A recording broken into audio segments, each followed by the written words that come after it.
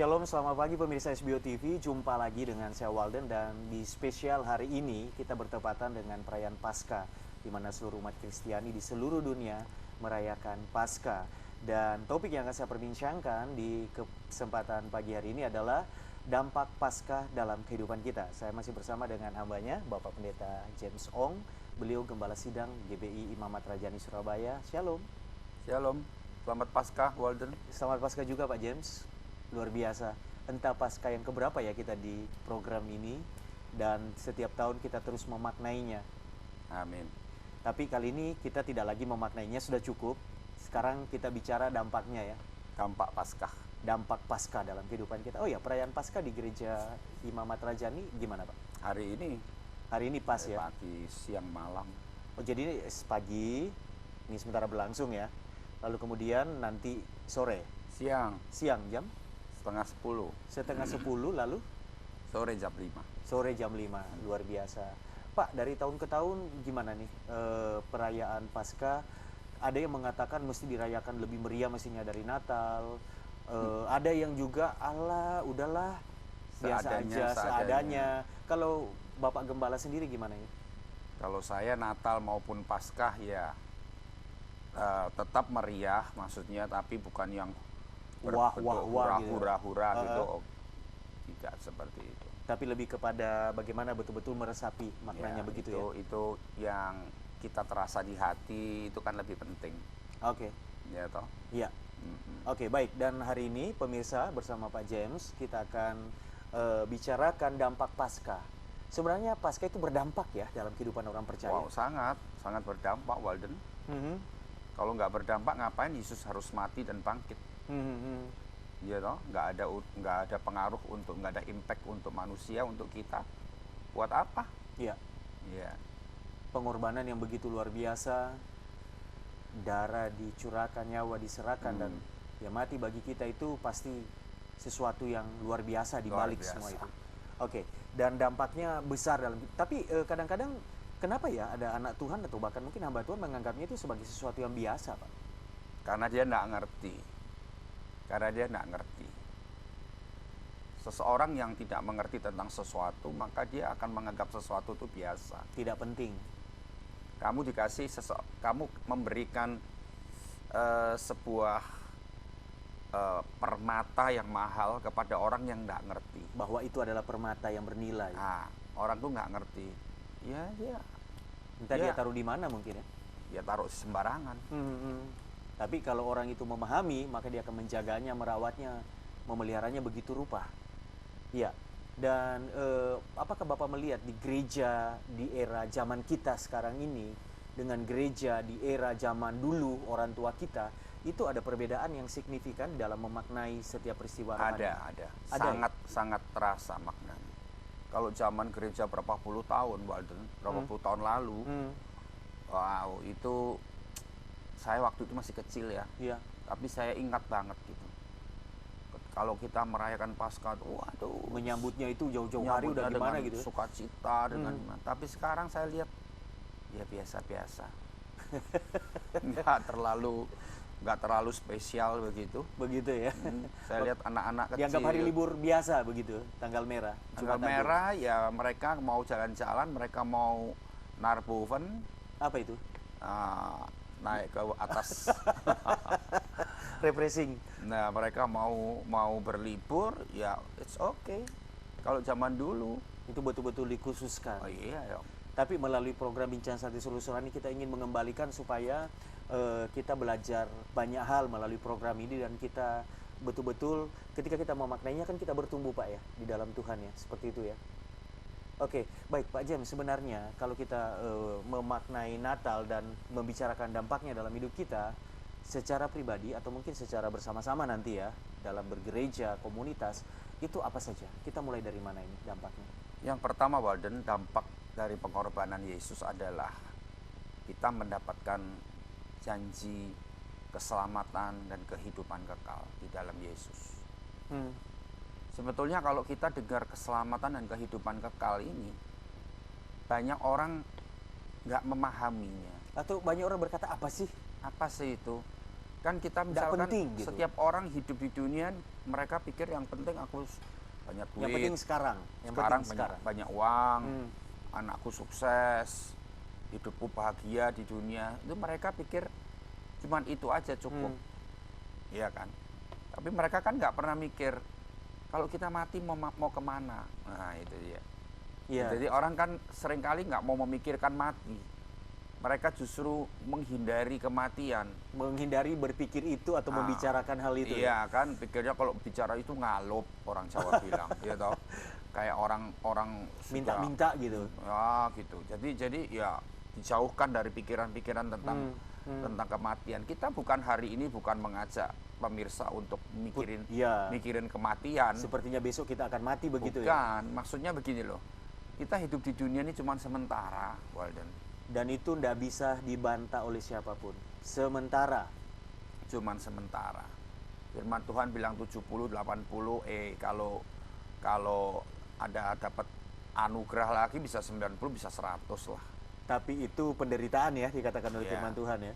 Tapi setelah 100 tahun, 102 tahun mungkin, atau 105 tahun, ya kita pasti mati. Mati. Nah kalau sudah mati, terus, Pernah mikir nggak kemana kita? nah itu dia yang banyak orang nggak mau mikir. Oke, kita tahan dulu. Di segmen berikut kita akan kupas poin pertama ini. Baik pemirsa, jangan kemana-mana. Di hari Paskah yang luar biasa ini, Bincang Santai Suliswani membahas dampak Paskah dalam hidup kita. Kami kembali sesaat lagi.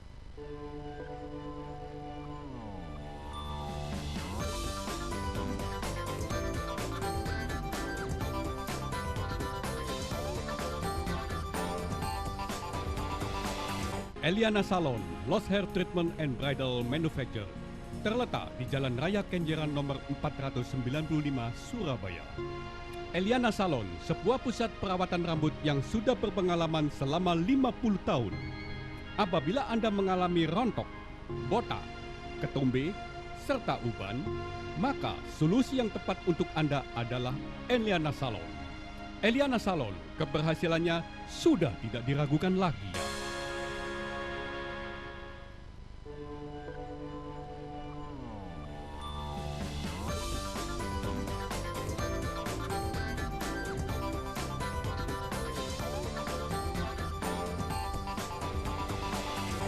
Ya pemirsa, saya Walden masih bersama Pak James dan kita di Bincang Santai Solusi Rohani, dampak Paskah bagi kehidupan kita. Dan Pak James, keselamatan dan hidup kekal itu adalah dampak pertama. Dan itu seringkali dianggap sepele, tidak dianggap penting karena memang tidak memikirkan. Tidak terpikir ke sana. Betul. Setelah hidup ini berakhir, entah kapan, kemana kita akan pergi. Ya. Dan Padahal sebetulnya itu yang terpenting dalam hidup seorang manusia. karena kita bisa bicara durasi di dunia ini kan ada limit ya. Tapi setelah mati ada kehidupan yang tanpa limit kan, betul Hidup ya? kekal itu artinya kalau saya mikir kekal itu 200 tahun, 300 tahun, 1000 tahun, kurang terus itu. Kurang karena tidak ada Nggak ujungnya. ada ujungnya. Kekal itu terus menerus. Hmm. Nah ini yang tidak pernah dipikir oleh kita, sehingga kita pikir yang penting kita hidup ini seneng, yang Tercukupi penting kita ini lah. kaya. Mhm. Makanya untuk kaya itu kan kadang-kadang orang bisa korupsi, Ya, bisa menghalalkan menghalalkan segalanya. semua cara. Pokoknya aku dapat uang banyak. Wah, dia nggak mikir akhir hidup kita tuh apa nanti. Nah gitu. Kembali ke konteks dampak Paskah, bahwa keselamatan, hidup kekal diberi kepada kita. Bagaimana kita memperolehnya? Kalau ini memang berdampak dalam hidup, apakah itu secara otomatis atau ada hal yang perlu kita pahami lebih dalam? Tuhan berkata di Alkitab, di firman Tuhan, Dia memberikan gratis Walden kepada setiap manusia yang mau Siapapun. percaya kepada Dia. Hmm. Percaya bahwa Yesus Kristus pernah mati, pernah bangkit setelah 3 hari, ya. Dia mengampuni semua dosa kita, Dia menebus hidup kita dari dosa, Menyucikan kita. ya. Kita percaya dan kita menerima Dia secara pribadi dalam hati kita. Kita terima anugerah keselamatan dan hidup kekal itu. Oke, wow, itu Gampang toh? sederhana, simple. Sederhana, simple, tanpa bayar, tanpa syarat yang rumit. dan dijamin nama kita tercatat dalam buku kehidupan di Nah, surga. itu dia. Begitu ya. Nah, ini hal pertama ya, dampak pasca, dan saya pikir ketika kita paham hal ini, kita pegang hal ini dan kita membangun hidup kita di atas pemahaman ini, maka kehidupan selanjutnya adalah kehidupan yang rasa aman, Ya, bahagia, ini pokoknya, ini tentram. dasarnya. Bukan begitu, Pak? Iya, betul. Jadi memiliki keselamatan di dalam Yesus, memiliki jaminan hidup kekal, ini sudah intinya, Inti kehidupan inti sebenarnya. kehidupan. Berarti kita sudah memiliki Yesus toh. Hmm. Nah, kalau kita belum memiliki Yesus kan kita belum memiliki hidup kekal. Tidak memiliki jaminan itu, Nah, yang dimaksudnya. jadi kita memiliki Yesus, maka kita memiliki segala-galanya. Dan Termasuk hidupmu di dunia juga terjamin. Karena kita memiliki Dia. Ya, itu Ya. di poin berikutnya kita akan perbincangkan. Tapi saya mau gali lagi. Kadang-kadang ada anak muda yang berkata, itu kan hidup kekal, Urusan keselamatan, orang tua. urusan orang tua itu ya, sudah rambut putih. Urusan nanti Urusannya Pak umur James lah itu. 780 belum lah. Belum ya. Saya masih muda. Dan mereka berpikir kematian itu jauh dari kehidupan mereka karena sehat, muda. Gimana Anda menanggapinya? Ya, karena anak muda sekarang banyak nggak diberi pengertian tentang itu. Hmm.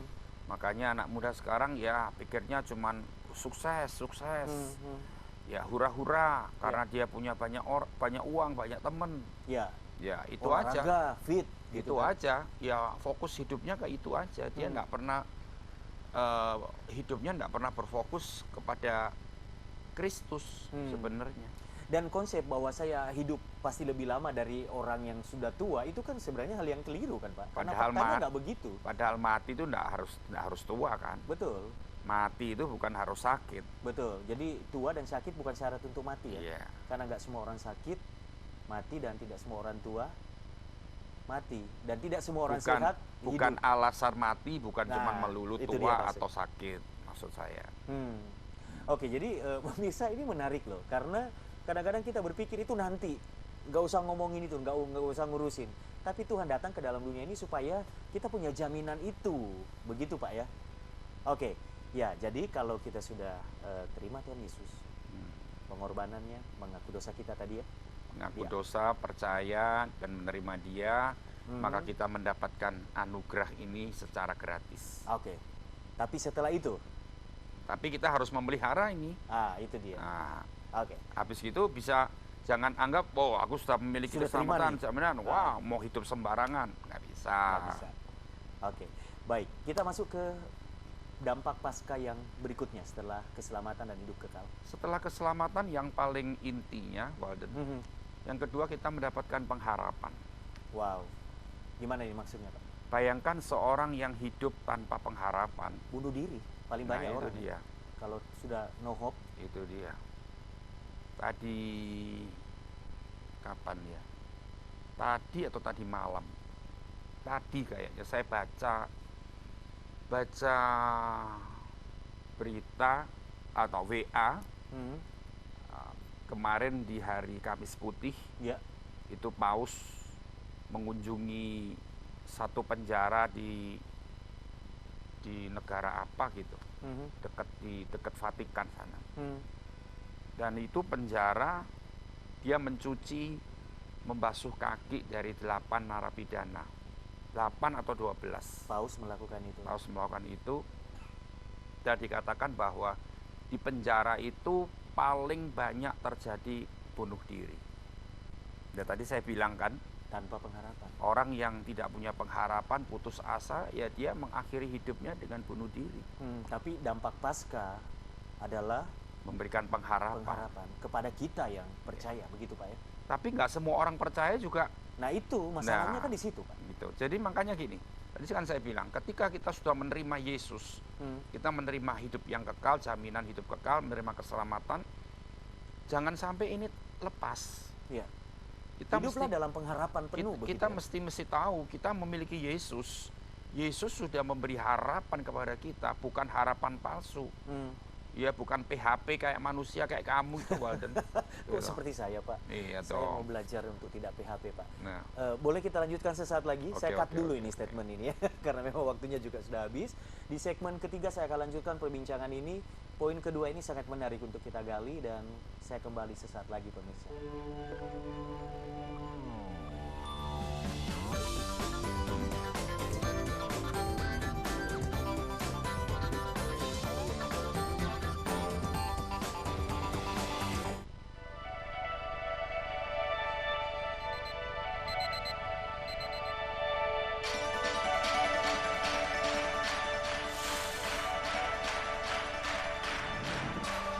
Hai pet lovers, tandai kalender kamu untuk Aksa Pet Fest 2018. Ajak binatang kesayangan Anda untuk menikmati fun walk with pet dan dog fashion show. Diikuti oleh ribuan pet lovers dari seluruh Indonesia. Dengan total hadiah puluhan juta rupiah. Diselenggarakan di 3 kota besar di Indonesia: Surabaya, Jakarta, dan Manado. Daftarkan segera diri kamu sekarang juga.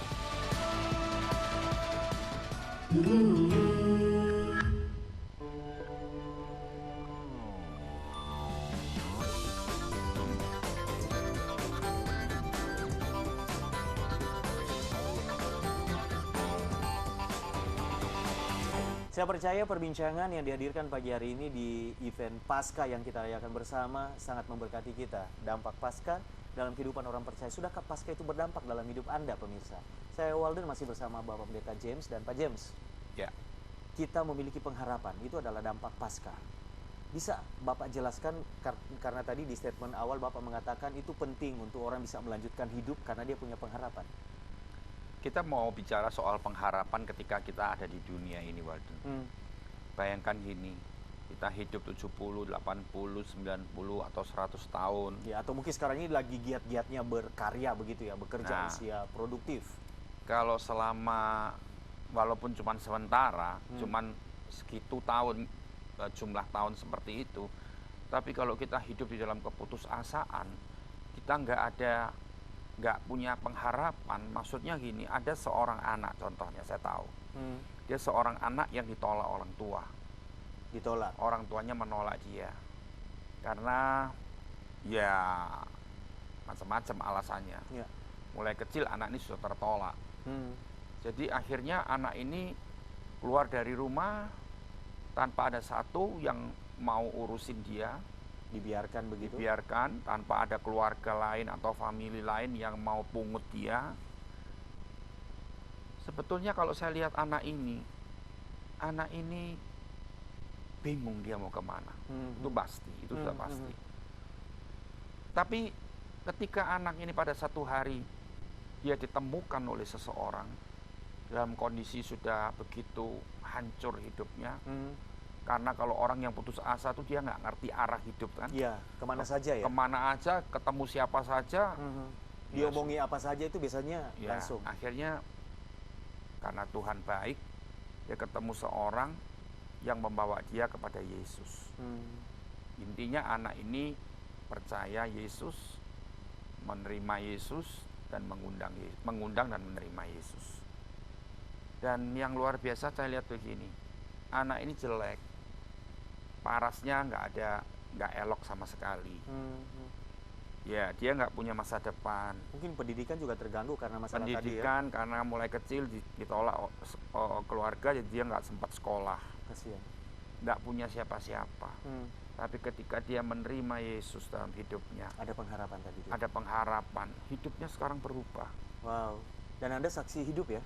Saya saksi hidup. Melihat ya? Seorang jemaat saya. Tuhan begitu hebat dalam hidupnya, Pak ya. Kapan-kapan didatangkan ke sini dong, itu saksi ya. Jadi artinya begini, di dalam Yesus selalu ada pengharapan. Dan pengharapan itu yang menggerakkan hidup itu menjadi lebih dinamis untuk menyongsong hari esok yang lebih baik. Iya. Begitu. Jadi pengharapan itu di bidang apapun, Walden. Karena waktu Yesus disalib, itu bukan hanya dia menanggung dosa kita, tapi menanggung semua kelemahan kita, termasuk kemiskinan kita, termasuk penyakit kita, termasuk kehancuran hidup kita, termasuk kegagalan kita, semuanya Oke. dia tanggung di atas salib. Kita kupas satu-satu. Banyak orang kehilangan pengharapan karena masalah ekonomi, Nah, itu dia. masalah keluarga, masalah apa? Kesehatan, sakit, penyakit. Saat dia mengalami kehancuran dalam masalah ekonomi, masalah keuangan, Biasanya kemana-mana. dia pikir aku mau bangkit lagi, Hmm. aku mau berusaha lagi. Tapi akhirnya berusaha gagal lagi, Iya. berusaha gagal lagi, terus seperti itu. Dan akhirnya pada satu titik dia putus asa, Hmm. dia sudah nggak bisa bangkit lagi. Hmm. Ya, Dan di titik seperti ini rawan biasanya Pak ya. Nah, Banyak itu. orang yang putus asa lalu mengakhiri semuanya, termasuk mengakhiri hidupnya. ya, justru ketika kita memiliki Yesus dalam hidup kita, dia memberikan jalan keluar. Pak, apakah yang dimaksud dengan pengharapan dampak pasca ini adalah ketika kita dalam keadaan terdesak oleh karena hal-hal tadi itu ya, masalah kehidupan sehari-hari, pengharapan itu kemudian di mana orang yang punya pengharapan itu melihat mujizat-kah atau gimana sehingga kemudian dia lepas dari semuanya atau gimana maksudnya? Memang Ini misalnya ketika sakit sembuh. memang ketika seperti saya cerita tadi, seorang anak itu, ketika dia ketemu sama seseorang dan dia dibawa kepada Yesus, maka tidak sekonyong-konyong hidupnya berubah. Proses juga sih ya. Proses ada yang harus dijalani. Hmm. Tapi akhirnya dalam proses itu pelan-pelan semakin membaik, semakin membaik, semakin membaik, dan akhirnya keadaannya berubah. Setelah 2, 3, 4, 5 tahun dengan 5 tahun yang lalu, Oh, kontras ya Pak ya, beda ya. keadaannya sudah sangat berbeda. Jadi poinnya di sini adalah pengharapan itu memberi apa ya, gairah baru dalam kehidupan seseorang bahwa masalah ini pasti akan dilewati. Intinya gini loh, Tidak kita menyerah begitu. intinya gini, kita hidup di dunia ini, Hmm. apapun kita bisa hadapi, kehancuran apapun kita bisa alami. Kalau masih punya pengharapan. Tetapi tetap ketika kita memiliki Yesus ada harapan. Hmm. Ada harapan. Tidak ada jalan yang buntu di situ. Oke. Tidak ada jalan yang tidak akan bisa dibuka. Hmm. Manusia tidak bisa membuka jalan itu, tapi Yesus bisa membuka jalan itu. Hmm. Itu loh harapannya. Iya. Mungkin hari-hari ini para pengusaha Saya Hmm. ingat begini. Iya. Waktu berapa puluh tahun yang lalu saya mau menikah, Hmm. Berapa puluh tahun lalu ya? Berarti Ya. cukup lama ya. Pak? lama. Waktu itu ada seorang teman saya yang Pak, maaf kesaksiannya boleh di segmen berikut. oke. Saya bukan tidak sopan mengangkat pembicaraan ini karena waktu kita terbatas. Maafkan saya dan pemirsa. Bincang Santai Solusi Rohani kembali sesaat lagi.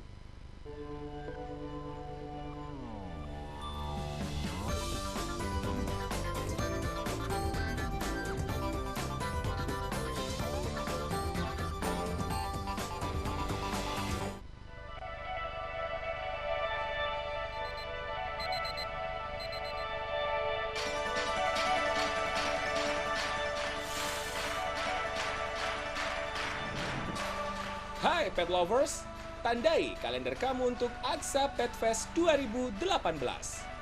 Ajak binatang kesayangan Anda untuk menikmati fun walk with pet dan dog fashion show.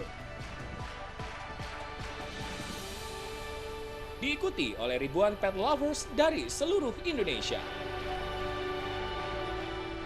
Dengan total hadiah puluhan juta rupiah. Diselenggarakan di 3 kota besar di Indonesia: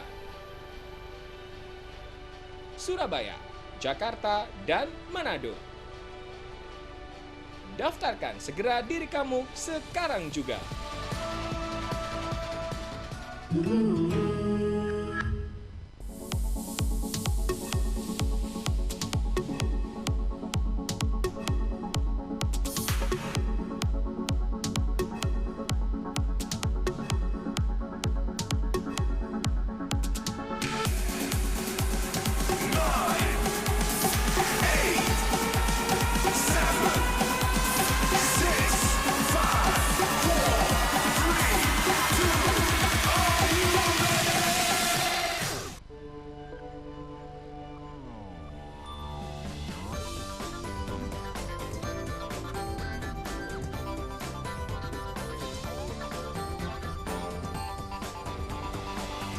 Iya, pemirsa, kita ada di segmen terakhir dan memang tanpa terasa karena topiknya sangat menarik dan membangkitkan iman kita, dampak pasca dalam hidup kita.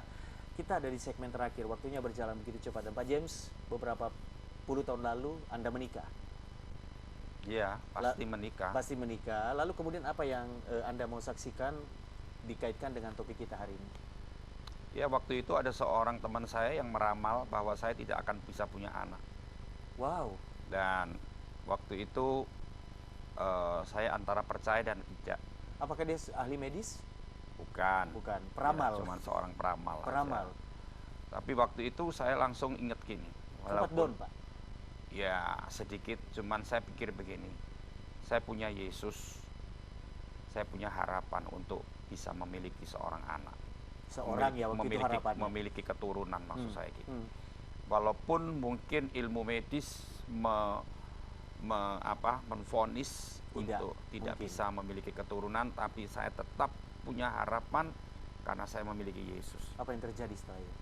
Akhirnya saya punya anak 3 orang. Bukan cuma 1 ya, 3. Dan yang 2 kembar. Wow. Ya, saya kenal ya, ganteng-ganteng loh, luar biasa. Semua ramalan-ramalan itu dijatuhkan, dipatahkan oleh kenyataan yang Tuhan tunjukkan kepada kami. Ini yang sekarang ini kita tidak bisa menutup mata dari naik turunnya bisnis ya Pak ya. Lesu begitu rupa dan banyak pengusaha yang kadang kehilangan pengharapan. Dampak pasca ini bisa juga membangkitkan semangat kita di area itu ya. Ya, asal kita mau benar-benar yakin bahwa hanya Yesus itu pengharapan satu-satunya kita di dunia ini. Jangan punya pengharapan kepada yang lain. Yesus nggak mau, Tuhan Yesus nggak mau diduakan, intinya begitu. Ya, dia mau hanya kepada dia saja. Dan kalau kita mau berharap kepada manusia, kita mau berharap kepada diri kita sendiri, kepada harta kita bisa. Tapi akhirnya Tuhan ingin pada satu hari menunjukkan bahwa semuanya itu nggak bisa diandalkan. Dan akhirnya kita gagal di sana. Banyak kita kecewa di sana. Tapi dia mau tunjukkan ketika kita mau harapkan Tuhan satu-satunya penolong kita, maka dia tidak pernah akan mengecewakan kita. Oke, Pak Jem, sebelum kesimpulan ada satu pertanyaan yang saya ingin tanyakan. Bagaimana kita merespon kalau setelah kita mengerti dampak pasca begitu luar biasa dalam hidup kita, bukan hanya ketika kita hidup dalam dunia ini, tapi bahkan sampai nanti ya, dalam kehidupan yang tak berujung itu ada jaminannya, ada dampaknya ke sana. Bagaimana sebagai anak Tuhan mestinya kita merespon pasca? Responnya yang benar hanya satu, Walden. Tadi saya bilang kan, percayalah kepada Yesus, minta ampun atas semua kesalahan dan dosa kita, undang dia dan terima dia. Dan setelah itu kita lalui, peliharalah keselamatan ini. Hiduplah di dalam kebenaran. Ingat selalu, jangan pernah lupa bahwa dia pernah berkorban untuk kita. Jangan pernah lupa. Kamu mau sukses setinggi apa, kamu mau segagal apapun, ingat itu. Jangan pernah lupa penderitaan Yesus. Jadi ingat, ketika kita selalu ingat penderitaan Yesus, itu mengingatkan kepada kita terus. Betapa aku harus hidup benar. Betapa aku tidak boleh sembarangan dalam hidup ini. Betapa aku harus tidak boleh sia-siakan waktu-waktu ini. Dan saya percaya itu dampak pasca yang luar biasa. Bukan saja setahun sekali merayakan pasca mengingat, oh Yesus pernah dicambuk, Yesus pernah dimahkotai duri, dia ditikam lambungnya, dia dipaku tangan kakinya. Bukan cuma begitu, tapi setiap hari ingat dia pernah menderita. Kalau aku sukses, kalau aku meraih satu puncak kehidupan, aku tidak pernah lupa ini dampak dari kemenangan Yesus. Dan itu yang tidak membuat kita sombong. Nah, kita tidak bisa sombong, kita tidak bisa takabur, tidak bisa lupa diri. Menyentuh saya adalah seberhasil apapun kita, jangan lupa Yesus sudah berkorban bagi kita, dan segagal apapun itu dia tadi. Saya tidak pernah memikirkan itu, bahwa ada satu pribadi yang sudah melakukan segalanya dan jangan terpuruk, jangan menyerah, ada harapan. Wow, saya sangat diberkati dengan statement itu. Baik Pak, kita masih punya sedikit waktu, kita akan berdoa bersama-sama dengan pemirsa. Silakan. Kita doakan pemirsa hari ini di hari Paskah, Walden, supaya sungguh-sungguh kuasa kebangkitan yang Tuhan sudah lakukan dan alami itu terjadi bagi pemirsa. Amin. Kami bersyukur untuk kebangkitan-Mu, untuk pengorbanan dan kemenangan Kristus di atas salib, dan itulah yang menjadi inti kehidupan Kristen kami, Tuhan. Kami bersyukur karena kami memiliki pengharapan, kami memiliki kehidupan yang kekal, jaminan keselamatan di dalam Yesus. Dan sekarang kami berdoa untuk semua pemirsa yang sedang mendengar program ini. Kami tahu banyak mungkin keterpurukan yang terjadi, banyak kemiskinan yang terjadi, banyak sakit penyakit yang mendera, banyak masalah keuangan demi keuangan yang hancur dan morat-marit mungkin Tuhan. Tapi kami tahu Tuhan sudah menanggung semua masalah kami di atas salib. Dan tidak ada satu masalah pun yang terlewatkan Tuhan. Dan Engkau sudah menyelesaikan di atas salib. Kami percaya hari Paskah tahun ini, hari ini 1 April 2018, ada kemenangan terjadi. Amin. Ada kuasa yang membangkitkan setiap yang hancur. Dan ada pertobatan di dalam setiap hati kami.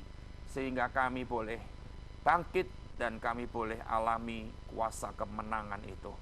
Terima kasih Bapa, terima kasih berkat-Mu dicurahkan atas semua pemirsa. Amin. Dan kami yakin dan percaya, bukan cuma hari ini kami alami pertolongan, tetapi setiap hari kami hidup di dalam janji Amin. dan kemenangan Kristus atas kami. Haleluya, dalam nama Yesus. Amin. Amin. Pak James, saya sangat berterima kasih. Tuhan Yesus memberkati. Sangat memberkati apa yang Selamat kita Paskah. bicarakan. Selamat Paskah sekali lagi dan kita jumpa di beberapa minggu lagi. Oke, baik pemirsa, selamat merayakan Paskah dari kami semuanya, dan saya kutip sekali lagi statement dari narasumber saya bahwa semapan apapun, seberhasil apapun Anda hari ini, bersyukurlah. Jangan kita melupakan bahwa ada satu pribadi yang sudah memungkinkan semua itu terjadi, yaitu Kristus dan pengorbanannya. Tetapi sebaliknya, seterpuruk apapun Anda, jatuh seperti apapun Anda hari ini, jangan putus asa. Karena ada satu pribadi yang telah membayar harganya. Anda bisa bangkit ketika Anda menerima dampak dari Paskah pengorbanannya di dalam kehidupan Anda secara pribadi. Baik, sekali lagi selamat merayakan Paskah. Saya Walden pamit, sampai jumpa. Tuhan Yesus memberkati.